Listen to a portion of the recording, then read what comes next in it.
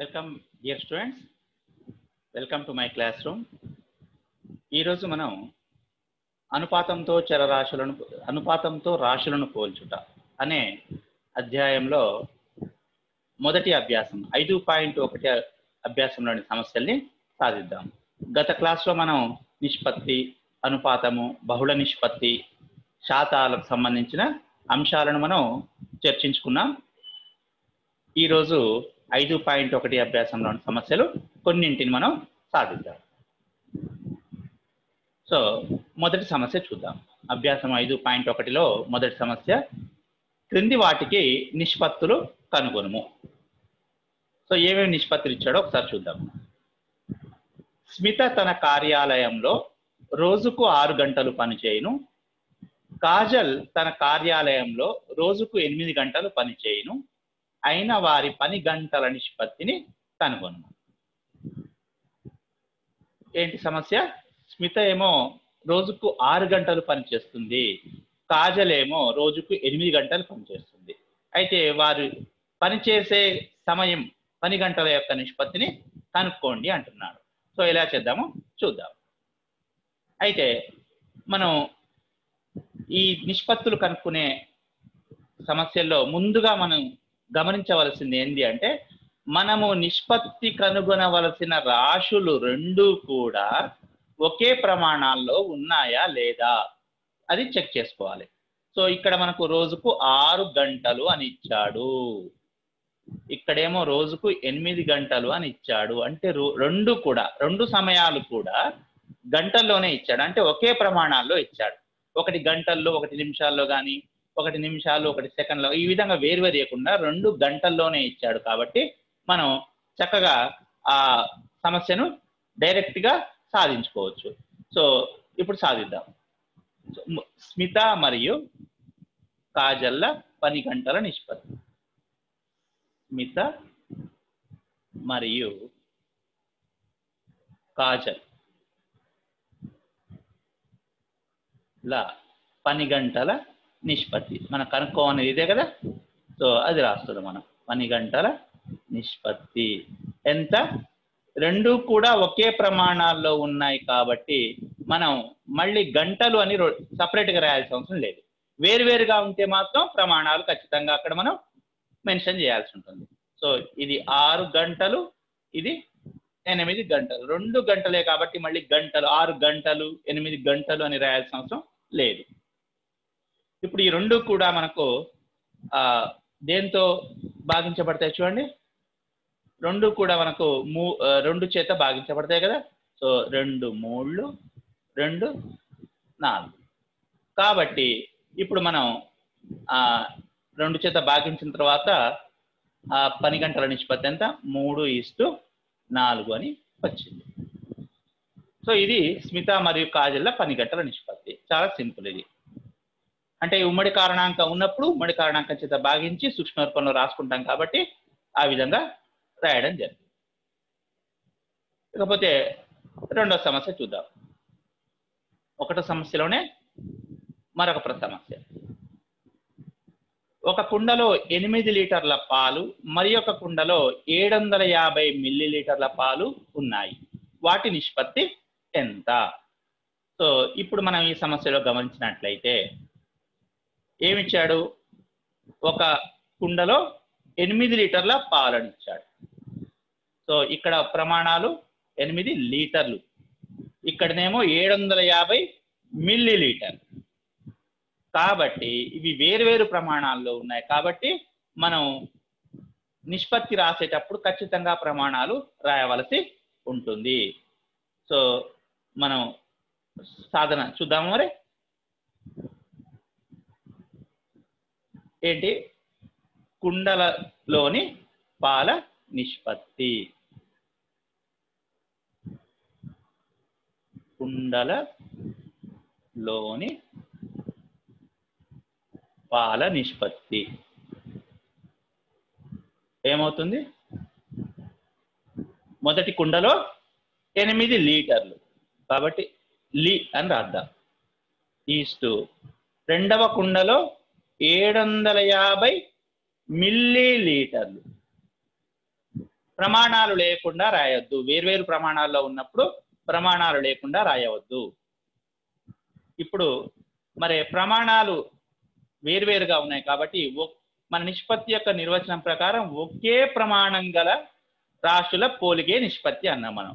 కానీ ఇక్కడ వేర్వేరు ప్రమాణాలు ఉన్నాయి. ఒకటి లీటర్లలో ఉంటే ఇంకోటి మిల్లీలీటర్లో ఉంది. కాబట్టి ఇక్కడ లీటర్లను మిల్లీలీటర్లోకి కానీ లేకపోతే ఇక్కడ మిల్లీలీటర్లను లీటర్లలోకి కానీ మార్చి రాయవచ్చు. సో మనకు తెలుసు 1 లీటర్కి, ఇక్కడ రాస్తున్నాను, 1 లీటర్కి ఎన్ని మిల్లీలీటర్లు? 1000 మిల్లీ లీటర్లు. కాబట్టి ఇప్పుడు 8 లీటర్లకు ఏమవుతాయి? 8 ఇంటూ 1000 ఇక్కడే రాద్దాం.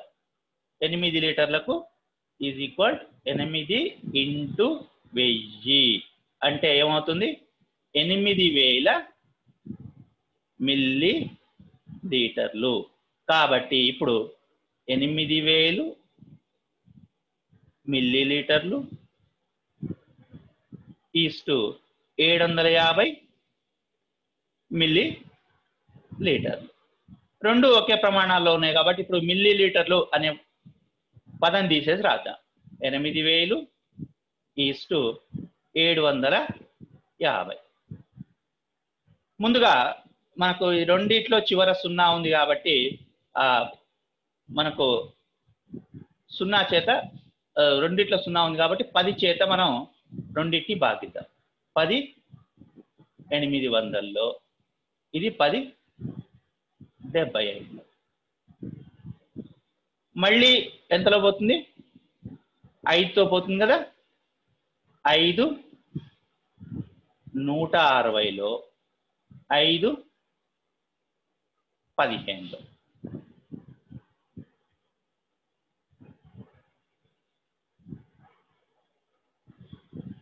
మళ్ళీ 5తో భాగించబడుతుంది కదా.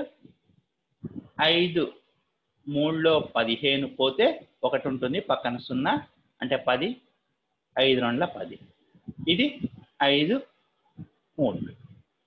సో అట్లా చివరికి 32 3 మిగిలింది. మళ్ళీ ఇంకా ఏమైనా ఉమ్మడి కారణాంకం ఉందా? 32కు 3కు ఉమ్మడి కారణాంకం లేదు కాబట్టి ఇక మనం డైరెక్ట్గా ఏమని రాయొచ్చు? ఇప్పుడు 32:3. ఇది కుండలోని పాల నిష్పత్తి. మనం చాలా జాగ్రత్తగా ప్రమాణాలు ఒకటే విధంగా ఉన్నాయా లేవా గమనించిన తర్వాతనే సమస్యను స్టార్ట్ చేయాలి.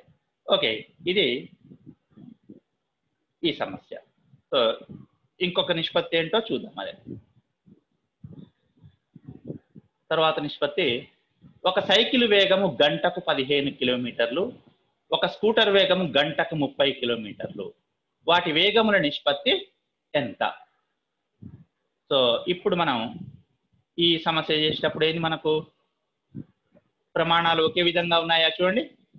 ఇక్కడ వేగము గంటకు 15 కిలోమీటర్లు అని ఇచ్చాడు, ఇక్కడ వేగము గంటకు 30 కిలోమీటర్లు అని ఇచ్చాడు. అంటే చూడండి, అక్కడ కాలము గంటే, ఇక్కడ కాలము గంటే. రెండు సందర్భాల్లోనూ కాలము గంటే. ప్రయాణించే దూరము కూడా రెండు సందర్భాల్లో కిలోమీటర్లలోనే ఇచ్చాడు. కాబట్టి ఇక మనం రెండింటికి ప్రమాణాలు సమానంగా ఉన్నాయి కాబట్టి డైరెక్ట్ గా వేగాల నిష్పత్తిని మనం కనుక్కోవచ్చు. సో వేగముల నిష్పత్తి ఈజ్ ఈక్వల్ టు ఏమవుతుంది చూడండి, ఇది 15:30. సో 15, 30 రెండు కూడా దేంతో భాగించబడతాయి? మనకు డైరెక్ట్ గా 15తో భాగించబడతాయని తెలుసు, లేదా మనకు ఒకేసారి 15 తోటి వీలు కాకపోతే 5 తోటి భాగించబడతాయని తెలిసినప్పుడు 5 3 5 6. మళ్ళీ కూడా 3 చేత 2 భాగించబడతాయి కాబట్టి 3 1 3 2. ఈ విధంగా క్యాన్సల్ చేసుకున్న తరువాత మనం ఆ నిష్పత్తిని సూక్ష్మ రూపంలో 1:2 అని రాయవచ్చు. నిష్పత్తికి ప్రమాణాలు ఉండవు. ఒకే ప్రమాణాలు గల రాశులను పోలిస్తే అది నిష్పత్తి. వాళ్ళ నిష్పత్తికి సపరేట్ గా ప్రమాణాలు అంటూ ఉండవు. సో ఇది వేగంలో నిష్పత్తి. ఇకపోతే మరి తర్వాత సమస్య ఏముందో చూద్దామా.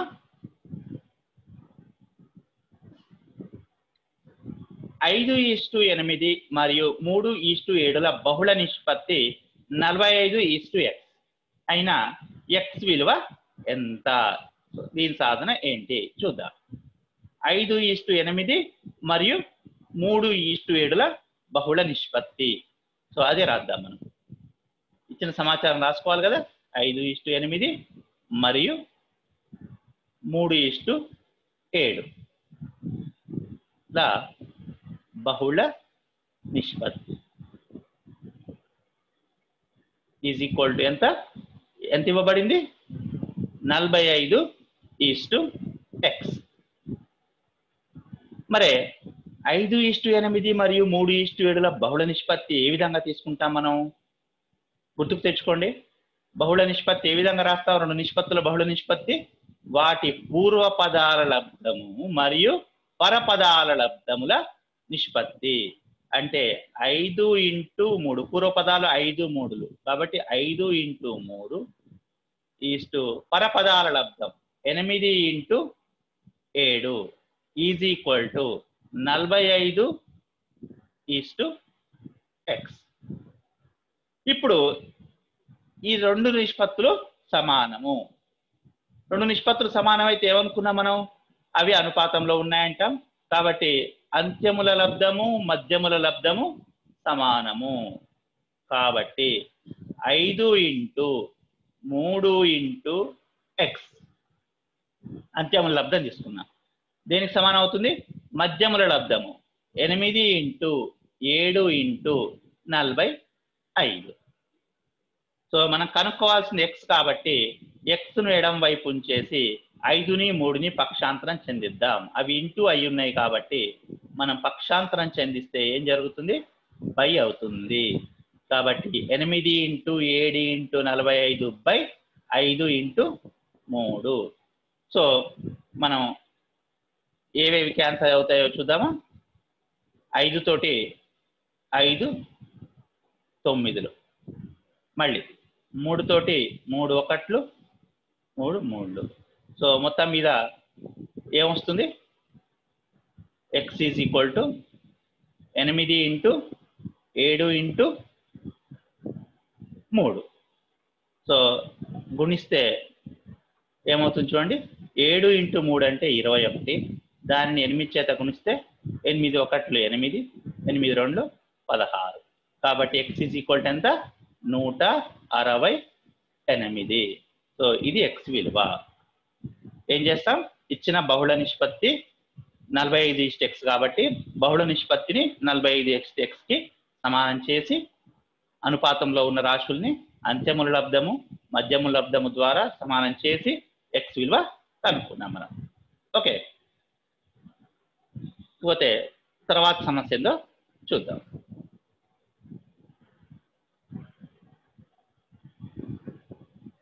ఇక్కడ కూడా అటువంటి సమస్య ఇచ్చాడు. 7:5 మరియు 8:x ల బహుళ నిష్పత్తి 84:60 అయినా x విలువ ఎంత? చూద్దామా సాధన. 7:5 మరియు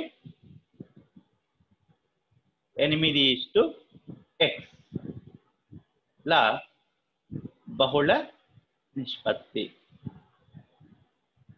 ఎంతట? 84:60. మరే ఇక్కడ బహుళ నిష్పత్తి ఏమవుతుంది అనుకున్నాం మనం? పూర్వపదాల లబ్ధము ఈస్టు పరపదాల లబ్ధము. అంటే 7:8:5:x is equal to 84:60. So నిష్పత్తులు సమానమైనప్పుడు ఏమవుతుంది? అంత్యముల లబ్ధం మధ్యముల లబ్ధం సమానం. కాబట్టి 7:8:60 is equal to 5:x/84. So మనం x కనుక్కోవాలి కాబట్టి 5ని 84ని ఎడం వైపు పక్షాంతరం చెందిద్దామా. సో 7:8:60 ఆ 5:84ని పక్షాంతరం చెందిస్తే బై అవుతాయి. By 5 into 84 is equal to అక్కడ ఏముంటుందిగా ఎక్స్ మిగులుతుంది. సో ఇప్పుడు మనం క్యాన్సల్ చేద్దాం. ఎంతలో పోతుంది చూడండి, మనకు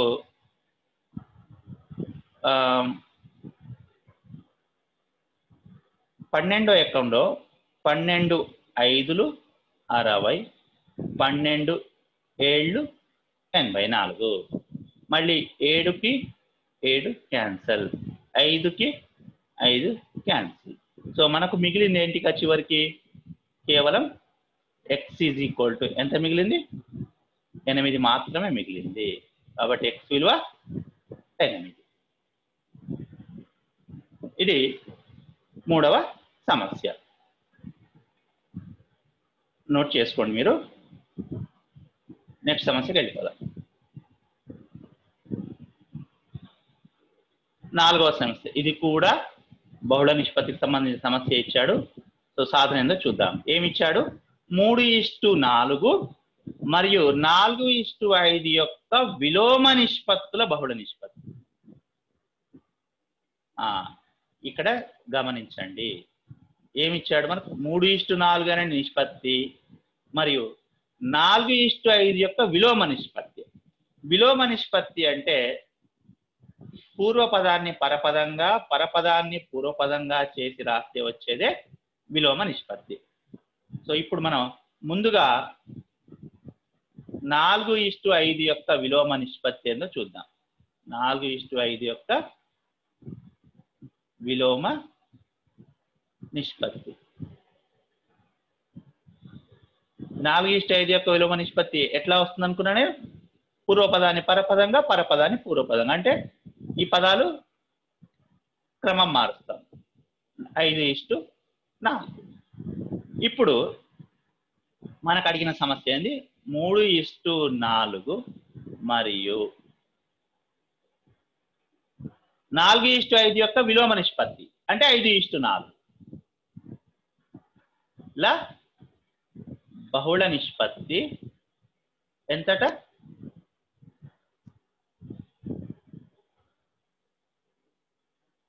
45:x ఇచ్చాడు. సో 3:4 మరి 5:4 బహుళ నిష్పత్తి అంటే ఏమవుతుంది, 3:5:4 ఈజ్ ఈక్వల్ టు 45:x. కాబట్టి మళ్ళీ అంత్యము లబ్ధము మధ్యము లబ్ధము సమానం చేస్తే 3:5:x ఈజ్ ఈక్వల్ టు 4:4:45.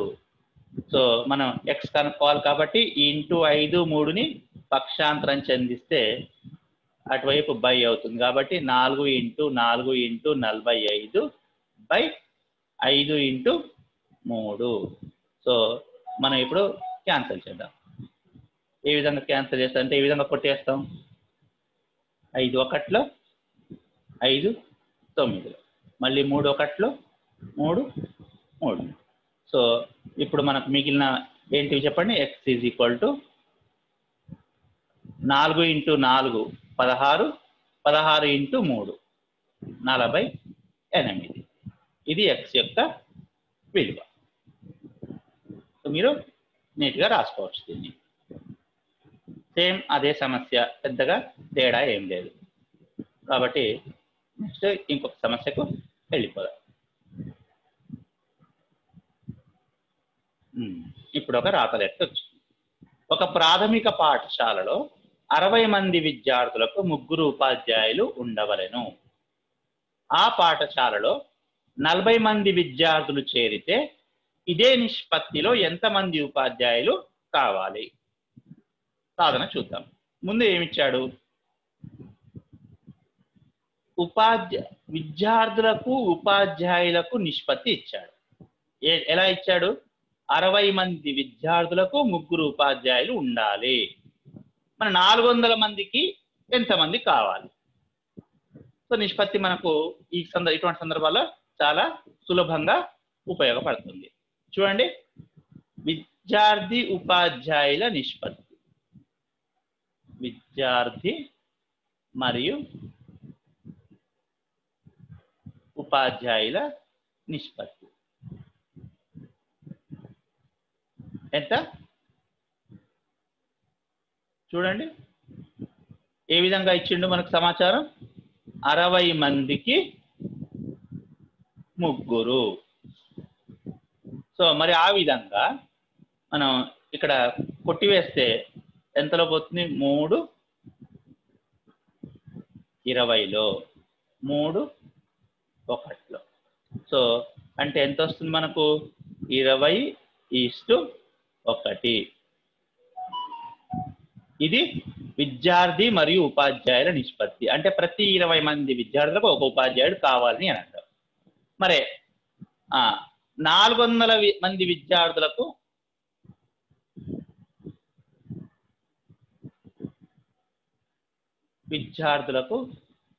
ఎంతమంది ఉపాధ్యాయులు కావాలి అంటున్నాడు. విద్యార్థులకు కావలసిన ఉపాధ్యాయుల సంఖ్య ఏమనుకుందామంటే x అనుకుందాం. తెలియదు కదా, మనకు తెలియని దాన్ని x అనుకొని సమస్యను చేస్తుంటాం. అదేవిధంగా 400 మంది విద్యార్థులకు కావాల్సిన ఉపాధ్యాయుల సంఖ్య x అనుకుంటే ఇప్పుడు 2 సందర్భాలలోనూ విద్యార్థి ఉపాధ్యాయుల నిష్పత్తిని సమానం చేద్దాం. 20కి 1 అయితే 400 మందికి ఎంత అనేది మన క్వశ్చన్. 400 మందికి x అనుకున్నాం. అంటే ఇప్పుడు ఇక్కడ మనకు 20:1 400:x అయింది. అంటే ఇది అనుపాతంలో ఉన్నాయి. కాబట్టి ఏమవుతుంది? అంత్యముల లబ్ధం మధ్యముల లబ్ధం సమానం. కాబట్టి 20 × x = 400 × 1. అంటే x ఏమవుతుంది? 400 × 1 అంటే 400 × 20ని పక్షాంతరం చెందిస్తే 20. అంటే ఎంత వస్తుంది? మనం క్యాన్సిల్ చేస్తే 20లో పోతుంది కదా. కావాలంటే కొట్టేసుకొని కూడా రాసుకోవచ్చు మనం. 21లో 20 20లో. సో 20లో పోతుంది కాబట్టి కొట్టేసి రాసాం. అంటే x = 20 అని వచ్చింది. దేర్ఫోర్ పక్కకు రాస్తున్నాం. 400 మంది కావాల్సిన ఉపాధ్యాయుల సంఖ్య ఎంత? కావలసిన ఉపాధ్యాయుల సంఖ్య = 20 అని రాస్తే మన సమస్య పూర్తవుతుంది. ఎప్పుడైనా సమాచారాన్ని క్లియర్గా రాసుకోవాలి. ఇచ్చిన సమాచారాన్ని క్లియర్గా రాసుకోవాలి. అదేవిధంగా మనం సాధించిన తర్వాత కన్క్లూజన్ అంటే ముగింపుని కూడా క్లియర్గా రాసుకోవాలి. అది మన సమస్యను సక్రమంగా సాధించే పద్ధతిలోని సోపానాలు. సో ఇక్కడ ఏం చేస్తాం మళ్ళీ చూడండి. విద్యార్థి మరియు ఉపాధ్యాయుల నిష్పత్తి 60కి 3 అన్నారు. అంటే 20కి 1 అవుతుంది. మన ఇదే నిష్పత్తిలో 400 మంది విద్యార్థులకు కావాల్సిన ఉపాధ్యాయుల సంఖ్య తెలియదు కాబట్టి x అనుకుందాం. సో మనం అదే నిష్పత్తిలో అంటున్నాం కాబట్టి 2 నిష్పత్తులు సమానం. 20:1 అనేది 400:x అనేది సమానం. కాబట్టి 2 నిష్పత్తులు సమానం చేసి కావాల్సిన ఉపాధ్యాయుల సంఖ్యను మనం కనుక్కున్నాం. ఇది మన సమస్య. సో నెక్స్ట్ సమస్యకు వెళ్ళిపోదాం. ఇచ్చిన పటంలో ABC ఒక త్రిభుజము. ప్రతిసారి ఒక జత భుజాల కొలతలు తీసుకుంటూ రాయడానికి వీలైన అన్ని నిష్పత్తులు రాయండి అంటున్నాడు. పటం ఎంత చూడండి. చూసారు కదా, ఇక్కడ మనకు ఒక త్రిభుజం ఇచ్చాడు. ABC త్రిభుజం. 3 భుజాల కొలతలు కూడా ఇచ్చాడు. AB 8 సెంటీమీటర్లు, BC 6 సెంటీమీటర్లు, AC 10 సెంటీమీటర్లుగా ఇచ్చి రాయడానికి ఎన్ని వీలైతే అన్ని నిష్పత్తులు రాయండి అంటున్నాడు. చూద్దాం మరి మనం ఏవే నిష్పత్తులు రాయవచ్చో. ఓకే, సో మొదటి నిష్పత్తి చూద్దాం. AB:BC తీసుకుందాం ఆర్డర్లో. AB పొడవు, BC పొడవు. రాసే ముందు మనం ఇంకొకటి గమనించాల్సిన విషయం, అన్నీ కూడా ఒకే ప్రమాణాల్లో ఉన్నాయా చెక్ చేసుకోవాలి. ఎందుకు? మనం తెలుసు నిష్పత్తిని కనుక్కునేటప్పుడు అవి ఒకే ప్రమాణం గల రాశులై ఉండాలి. సో మనం గమనిస్తే ఇక్కడ అన్నీ కూడా సెంటీమీటర్లలోనే ఇవ్వడం జరిగింది. కాబట్టి మనకి ఏ ఇబ్బంది లేకుండా డైరెక్ట్గా రాసుకోవచ్చు. AB:BC చూడండి. AB నేమో 8 BC నేమో 6. సో మనం కొట్టివేస్తే ఎలా వస్తుంది? 2 4 2 3. అంటే నిష్పత్తి దేనికి సమానం అవుతుంది? 4:3. AB:BC రాసిన తర్వాత మళ్ళీ BC:AB కూడా రాయొచ్చు కదా? అదే రాదు, BC:AB. సో ఏమవుతుంది? 6:8. కాబట్టి BC 6, AB 8. కాబట్టి ఇక్కడ కూడా మళ్ళీ మనం కొట్టివేత అంటే ఉమ్మడి కారణాంకంతో భాగిస్తే 2 3 2 4లో పోతుంది. కాబట్టి ఆ నిష్పత్తి దేనికి సమానం అవుతుంది? 3:4. లేదు, ఒకసారి మనం AB:BC కనుక్కున్నాం కాబట్టి డైరెక్ట్ గా రివర్స్ లో రాసుకున్నా కూడా ఇది 4:3 కాబట్టి ఇది 3:4 సులభంగా డైరెక్ట్ గా రాసేసుకోవచ్చు. ఇక రెండవది BC:AC చూద్దాం. BC:AC. BC ఎంత మనకు? 6 సెంటీమీటర్లు, AC 10 సెంటీమీటర్లు. సో కొట్టివేయడం సాధ్యమవుతుందా చూడండి. 2 3 2 5లో వస్తుంది కాబట్టి సో 3:5గా రాసుకోవచ్చు. ఈసారి నేను ఇప్పుడు BC:AC కనుక్కున్నాను కాబట్టి డైరెక్ట్ గా AC:BC రాస్తున్నాను. 5:3. తదుపరి ఇంకోటి ఏమొస్తుంది? AB:AC. 2 జతలు తీసుకుంటున్నాం. AB:BC, BC:AC, AB:AC. మళ్ళీ వాటి విలోమ నిష్పత్తులు. AB:AC. AB 8 సెంటీమీటర్లు, AC 10 సెంటీమీటర్లు. 2 సెంటీమీటర్లు కాబట్టి ప్రమాణాలు రాయాల్సిన అవసరం లేదు. ఇప్పుడు మనం దేనితోటి కొట్టివేయచ్చు? 2 4 2 5. కాబట్టి ఇచ్చిన నిష్పత్తి దేనికి సమానం అవుతుంది? 4:5. సో ఇప్పుడు సులభంగా AC:AB కూడా రాసుకున్నాం. AC:AB ఏమవుతుంది? దాని యొక్క విలోమ నిష్పత్తి 5:4. ఇప్పుడు ఇది మనం రాయడానికి వీలైన అన్ని నిష్పత్తులు రాసేసాం. చాలా సులభంగా ఉంది కదా? సో నెక్స్ట్ సమస్యకు వెళ్ళిపోదాం.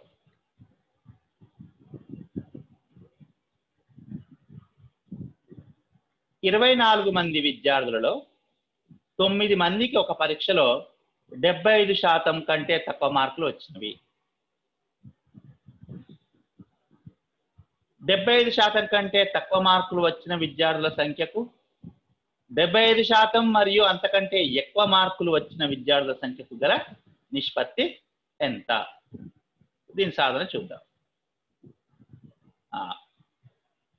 మొత్తం విద్యార్థుల సంఖ్య ఎంత అది రాద్దామా? ఫస్ట్ మన సమాచారం స్పష్టంగా ఉంటుంది కాబట్టి ఆ విషయం రాసుకుందాం. ముందు మొత్తం విద్యార్థుల సంఖ్య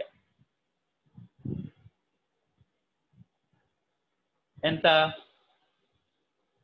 24. 75% కంటే తక్కువ మార్కులు వచ్చిన విద్యార్థుల సంఖ్య 75% కంటే తక్కువ మార్కులు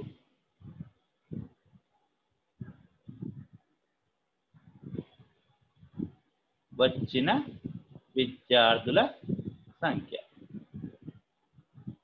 సో ఎంత ఇచ్చాడు మనకు? ఇచ్చిన సమస్యలో సమాచారం ప్రకారం 75% కంటే తక్కువ మార్కులు వచ్చిన విద్యార్థులు 9 మంది మరియు 75% లేదా అంతకంటే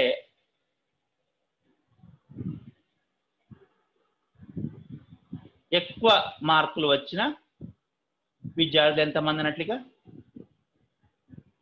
అంటే ఆ తేడానే కదా, ఆ భేదమే తీసుకుంటాం. అంటే ఏమవుతుంది? మొత్తం 24, తక్కువ వచ్చిన వాళ్ళు 9, అంటే ఎక్కువ వచ్చిన వాళ్ళు మిగతా వాళ్ళు ఏమవుతుంది? అందులోకి వెళ్ళి తీసివేస్తాం. 24 మైనస్ 9 అంటే 15. ఇది కదా. ఇప్పుడు మనకి ఏమడిగాడు మరి? మనకు 75% కంటే తక్కువ వచ్చిన విద్యార్థుల సంఖ్యకు మరియు 75% మరి అంతకంటే ఎక్కువ వచ్చిన విద్యార్థుల సంఖ్యకు గల నిష్పత్తి అడిగాడు. అంటే మనకు కావలసిన నిష్పత్తి ఏంటనంటే ఇప్పుడు కావలసిన నిష్పత్తి ఏంటిది? 75%. గమనించండి, 75% కంటే తక్కువ మార్కులు వచ్చిన విద్యార్థుల సంఖ్యకు అన్నాడు. అంటే ఎంత? 9 మరియు 75% మరియు అంతకంటే ఎక్కువ మార్కులు వచ్చిన విద్యార్థుల సంఖ్యకు అంటే 15. 9:15. సో మనం ఇప్పుడు ఉమ్మడి కారణాంకం 3 కాబట్టి 3 తోటి కొట్టివేస్తే 3 3 3 5. సో కాబట్టి మనకు కావాల్సిన నిష్పత్తి ఎంత అన్నట్టు? 3:5. ఇది మన సమస్య యొక్క సాధన.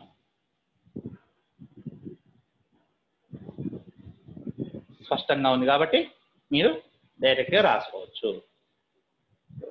నెక్స్ట్ సమస్యకి వెళ్ళిపోదాం.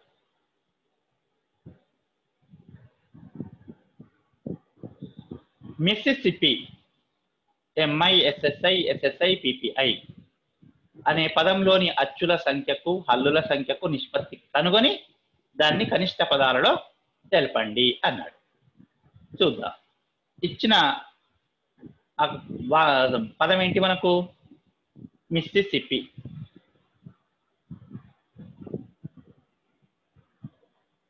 ఇచ్చిన పదం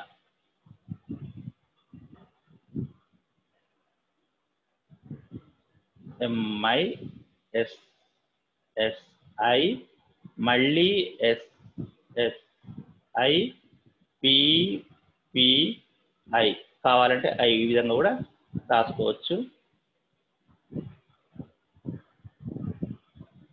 మిస్సి కదా. మనకు మరి అచ్చులు హల్లులు ఎలా ఉంటాయి? ఆంగ్ల వర్ణమాలలో అంటే ఆల్ఫాబెట్స్ లో మనకు AEIOU వీటిని అచ్చులుగాను మిగిలిన 21 అక్షరాలను హల్లులుగాను భావిస్తాం. ఇందులో అచ్చులు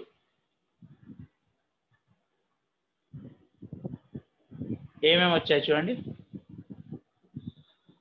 మొదట ఇక్కడ ఒక ఐ ఉంది, తీసుకున్నాను. మళ్ళీ ఇక్కడ ఒక ఐ ఉంది, మళ్ళీ తీసుకున్నాను. మళ్ళీ ఇంకొక ఐ ఉంది, మళ్ళీ తీసుకున్నాను. మళ్ళీ ఇంకొక ఐ ఉంది. సో ఒకే రకమైన అచ్చు అయినా 4 సార్లు వచ్చింది కాబట్టి అచ్చులు 4 ఉన్నాయి. కాబట్టి అచ్చుల సంఖ్య 4. మళ్ళీ హల్లులు తీసుకున్నాం. హల్లులు ఏమున్నాయి? ఇక్కడ రాద్దాం. వీటి సంఖ్య ఎంత? ఇక్కడ 4. ఇప్పుడు హల్లులు చూడండి. M S S S S P P కదా. గమనించండి, మీరు ఇచ్చిన పదాన్ని గమనిస్తే ఫస్ట్ M, తర్వాత ఒక S, మళ్ళీ S, మళ్ళీ S, మళ్ళీ S, P, మళ్ళీ P. అంటే హల్లులు ఎన్ని వచ్చాయి మరి? వీటి సంఖ్య ఎంత? లెక్క పెడితే 1 2 3 4 5 6 7 హల్లులు 7. సో అచ్చుల సంఖ్యకు హల్లుల సంఖ్యకు గల నిష్పత్తి రాద్దాం. అచ్చుల సంఖ్యకు మరియు హల్లుల సంఖ్యకు గల నిష్పత్తి.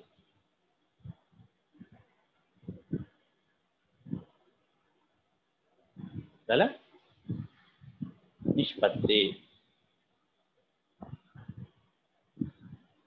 ఎంత? అచ్చుల సంఖ్య 4, హల్లుల సంఖ్య 7. నిష్పత్తి కాబట్టి 4:7. మరి దీని కనిష్ట రూప పదాల్లో కూడా రాయమని. అంటే 4, 7లకు ఏదైనా ఉమ్మడి కారణాంకం ఉంటే ఆ ఉమ్మడి కారణాంకం చేత ఆ 2 పదాలని పూర్వపర పదాలని భాగించి రాస్తాం. కానీ 4, 7 రెండు కూడా పరస్పర ప్రధాన సంఖ్యలు, అంటే వాటికి ఉమ్మడి కారణాంకం లేదు. సో వాటి యొక్క కనిష్ట నిష్పత్తి కూడా 4:7 అవుతుంది. సో కాబట్టి మనకు ఇచ్చిన సమస్యకు సమాధానం 4:7. సో ఇది ఈ సమస్యకు సాధన. ఓకే. సో ఇంతటితోటి మనం ఈరోజు క్లాస్ని పూర్తి చేసుకుందాం. తదుపరి క్లాస్లో మిగిలిన సమస్యలు స్టార్ట్ చేద్దాం.